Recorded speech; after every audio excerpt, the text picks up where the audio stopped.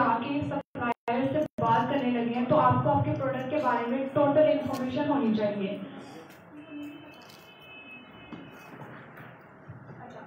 So basically Alibaba का interface है जिससे आप सबको फेमिलियर है।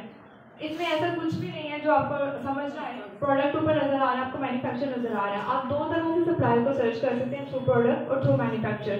मैं रिकमेंड करती हूँ कि आप थ्रू प्रोडक्ट करें, क्योंकि जब आप थ्रू प्रोडक्ट करेंगे तो आपने जस्ट एक कीवर्ड टाइप करना है और आपको उससे रिलेटेड जितने मैन्युफैक्चर्स होंगे वो अलीबाबा के पेज पे डिस्प्ले हो जाएंगे।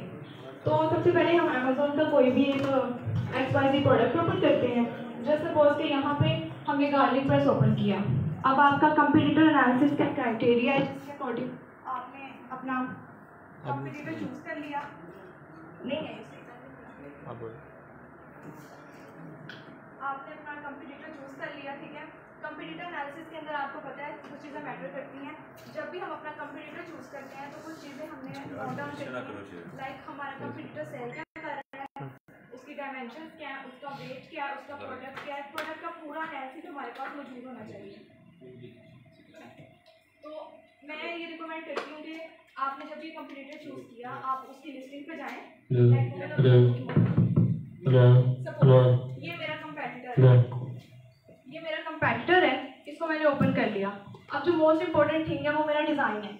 लाइक मैं अगर इसको टारगेट कर रही हूँ तो मुझे इसी डिज़ाइन का जो भी गार्लिक प्रेस है मुझे उसको अलीबाबा से सोर्स करना है, ठीक है। जो सेकंड चीज़ है इसका मटेरियल है, देन इसकी डायमेंशंस है, देन इसका वेट है, और थर्ड और मोस्ट इंपॉर्टेंट चीज़ है कि मैं इसमें क्या ऐसी प्लस पॉइंट्स ऐड कर सकती हूँ जिससे जिसके बैड रिव्यूज़ हैं मैं उनसे बच सकूँ। तो कोमल सर ऊपर जाओ।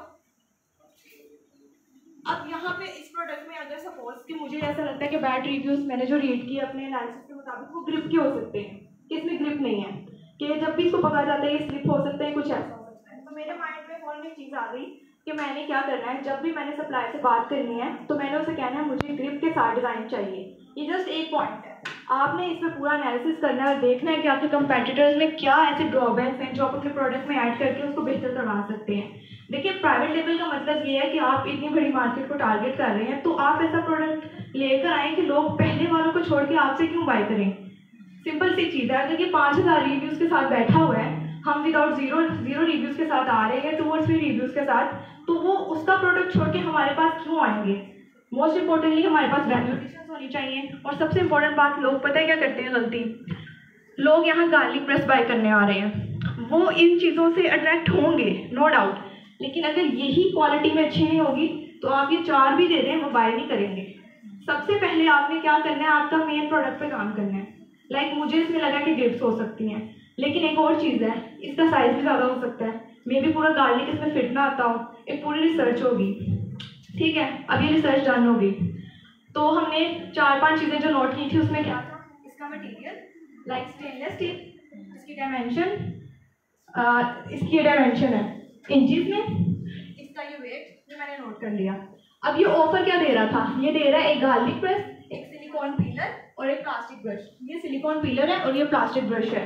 जब भी आप गार्लिक ओपन करेंगे तो जो हमने उसके पील उतारने होते हैं उसमें हम इसको रख के ऐसे करेंगे और ये निकल आएगा, और सिलिकॉन पीलर इसको क्लीन करने के लिए यूज होगा, ठीक है। तो अब मुझे समझ आ गई कि मैंने अगर इस प्रोडक्ट को टारगेट करना है तो मुझे ये 2 वैल्यू एडिशंस को ऐड करनी है। सेकेंडली मुझे इसकी ग्रिप्स पे काम करना है, और मेरी माइंड भी पॉसिबल कि मुझे ये साइज भी अच्छा मिल जाए, क्योंकि ये होल्स जितने ज़्यादा होंगे उतने जल्दी गार्लिक प्रेस होके निकलेगा इसमें से। अब ये एक डीप एनालिसिस है जो आप अपने प्रोडक्ट पे करते हैं। मैंने आपको जस्ट एक प्रोडक्ट का ऊपर से ओवरव्यू देख के बताया कि ये चीज़ें हम इस पर इम्प्रूव कर सकते हैं, ठीक हो गया। ये चीज़ें एक जगह लिखने का फ़ायदा क्या है, जब आप सप्लायर से बात कर रहे होते हैं ना तो माइट बी पॉसिबल कि हर सप्लायर आपको अपने तरीके से रिप्लाई कर रहा है, आपको ये डायमेंशन याद नहीं रह सकती, आपको ये वेट याद नहीं रहेगा, हो सकता है आप इसमें से कोई मिस कर दें चीज़। तो एक जगह लिखने में आपको ये फ़ायदा होगा कि आपने इसे ओपन किया और आप सप्लायर से बात करें तो बार बार आप देख के यहाँ से कॉपी पेस्ट कर सकते हैं। अब हम अलीबाबा के इंटरफेस पे जाएंगे जी मैम, ठीक है। ये इंटरफेस अलीबाबा का, आप पीछे के थ्रू भी सर्च कर सकते हैं, ठीक है। आप प्रोडक्ट के थ्रू भी कर सकते हैं, आप थ्रू मैन्युफैक्चरर्स भी जा सकते हैं। पिक्चर के थ्रू ये होगा कि जिन्होंने फर्स्ट इमेज लगाई होगी उस गार्लिक प्रेस की, उनकी लिस्टिंग्स जैसे हमारी अमेज़न पे लिस्टिंग्स होती हैं ना, इनकी भी लिस्टिंग्स हैं, वो सामने आ जाएंगी। लेकिन हम क्यों उस तरह जाएं, क्योंकि हमने B2B मार्केट में से ऐसे सप्लायर्स को लेना है जो हमें कम से कम रेट विद नो MOQ दें। तो हम सिंपल अपना कीवर्ड, रेलेवेंट कीवर्ड यहाँ टाइप कर देंगे। अब ये डिपेंड करता है लिस्टिंग सेशन करवा रहे ठीक है। कितने ट्रांजेक्शन। अच्छा, अब कुछ लोग क्या करते हैं, बहुत टफ क्राइटेरिया पे लगाएंगे। लाइक वो कहते हैं कि सप्लायर ऐसा होना चाहिए कि उसके पास ढेरों ये पड़े हों, उसको कोई 20 साल हो गए हो यहाँ पे, और रिव्यूज तो उसको 5-5 हज़ार हो। ऐसा कुछ नहीं आपने करना। आप सिर्फ जो मेन क्राइटेरिया है ना वो ट्रेड एश्योरेंस और वेरीफाइड का है, इसकी आपको पता होगा ये क्राइटेरिया पे हम टिक क्यों कर रहे हैं, ये मतलब हम ये क्राइटेरिया क्यों लगा रहे हैं। अलीबाबा से सोर्सिंग का सिर्फ एक ही हमारा बेनिफिट है, वो है ट्रेड एश्योरेंस। ये सारे सप्लायर्स चाइना की और भी P2P साइट से बैठे हैं, लेकिन वो हमें क्या करते हैं, वो हमें ट्रेड एश्योरेंस नहीं देते। तो अलीबाबा पे आने का क्या एडवांटेज है, सिर्फ ट्रेड एश्योरेंस, वरना हम अलीबाबा से सोर्सिंग नहीं करते। वेरीफाइड, ऑब्वियसली वेरीफाइड होना चाहिए, अलीबाबा ने उनको विजिट किया हो, वेरीफाइड किया हो, वो एक अच्छी बात है। ये हो गया ठीक।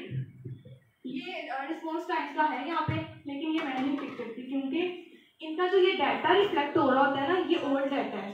लाइक ज़रूरी नहीं कि इनके अभी अगर ये सप्लायर है, ठीक है, इसकी इस लिस्टिंग पे ये हो रहा है, तो ज़रूरी नहीं कि मुझे 2 घंटे बाद रिप्लाई करें। तो मैंने अपने क्राइटेरिया को फ्लक्चुएट किया है। फ्लक्चुएट ऐसे किया है कि मुझे एक ऐसा सप्लायर चाहिए जो मुझे, इसका रिस्पॉन्स टाइम अगर 3 घंटे भी है तो इट्स ओके, 3 आवर्स में जब रिप्लाई करा है फॉर मी इट्स ओके, अगर वो मुझे अच्छी प्राइस दे रहा है तो मैटर टू मी।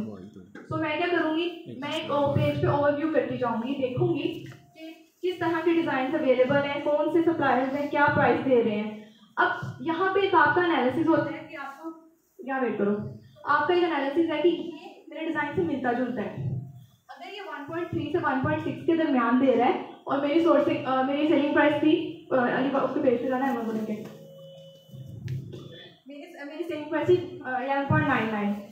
अगर मैं उससे प्राइस के अराउंड ही होगा, ऐसा पॉसिबल नहीं है कि मुझे 0.22 का ये आर्टिकल मिल सकता है। डजंट मैटर, मतलब अब सेंस ही नहीं बनती ना कि इतना कम मिल ही नहीं सकता। आपने ओवरव्यू के मुताबिक अपने माइंड में प्राइस सेट कर ली है, तो अब हम उस पेज पे जाएंगे जो मेरे डिज़ाइन से क्लोज टू हैं, या इवन अगर वो दूसरे वाले ग्रिप वाले भी हैं, ये जो नीचे हैं, मैं उनमें से 5 सप्लायर्स में 6 सप्लायर्स को शॉर्टलिस्ट करूँगी।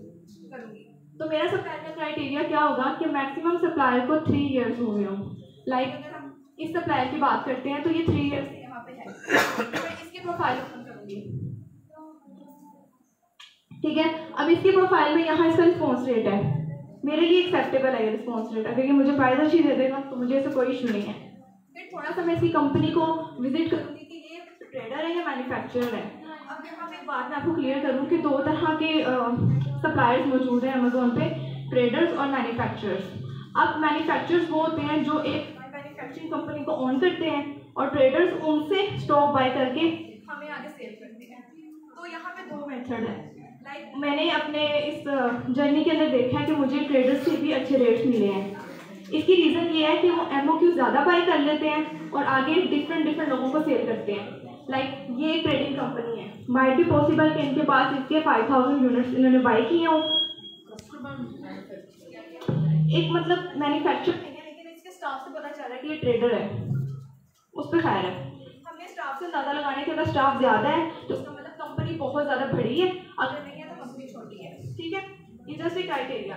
तो नीचे जाएंगे थोड़ा सा और, फिर इनकी कुछ डिटेल्स यहाँ पे मौजूद होंगी।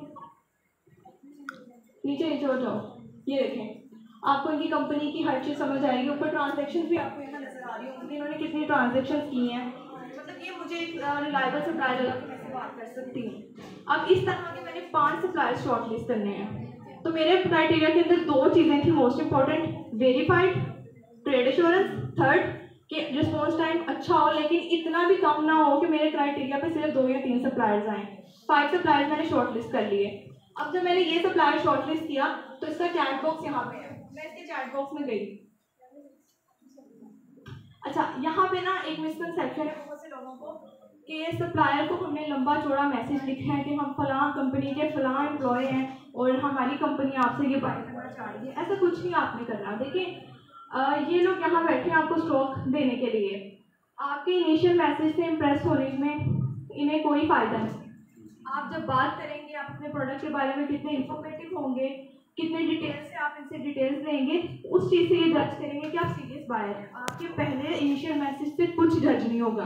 तो मैं यहाँ पे सिर्फ लिखती हूँ hi, my name is Zainab, I want to buy this garlic press, do you have this? Just click किया और भेज दिया। 5 सप्लायर्स को इस तरह भेज दिया, ठीक है। अब इन 5